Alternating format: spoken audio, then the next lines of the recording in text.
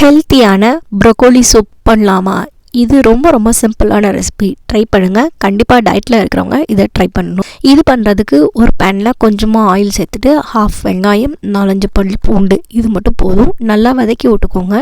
வெங்காயம் லைட்டாக கண்ணாடி பதம் வர வரைக்கும் நல்லா வதக்கி விட்டுக்கோங்க. இதுக்கு முன்னாடியே கொஞ்சம் ப்ரோக்கோலியை சின்னதாக கட் பண்ணி சுடுதண்ணில் போட்டு வச்சுருக்கேன். சுடுதண்ணில் போட்ட ப்ரோக்கோலியை ஃபில்டர் பண்ணிவிட்டு இதோட சேர்த்து ஆட் பண்ணிக்கலாம். அது கூட ஒரு 1/2 கப் தண்ணி ஆட் பண்ணி ஒரு மூடி போட்டு 10 to 15 மினிட்ஸ் அப்படியே வேக விடுங்க. 10 to 15 மினிட்ஸ் நல்லா குக் ஆகட்டும். குக் ஆனதும் அதுக்கடுத்து இதை ஆற வச்சு ஒரு மிக்சர் ஜாரில் மாற்றி நல்ல ஃபைன் பேஸ்ட்டை அரைச்சி எடுத்துக்கலாம். இதுக்கப்புறம் ஒரு பேனில் கொஞ்சமாக பட்டர் சேர்த்து பட்டர் மெல்ட் ஆனதும் அரைச்சி வச்ச பேஸ்ட்டை இதோட ஆட் பண்ணிக்கலாம். மிக்சியில் இருக்கிற கொஞ்சம் பேஸ்ட்டையும் தண்ணி ஊற்றி கழுவி இதோட ஆட் பண்ணிக்கலாம்.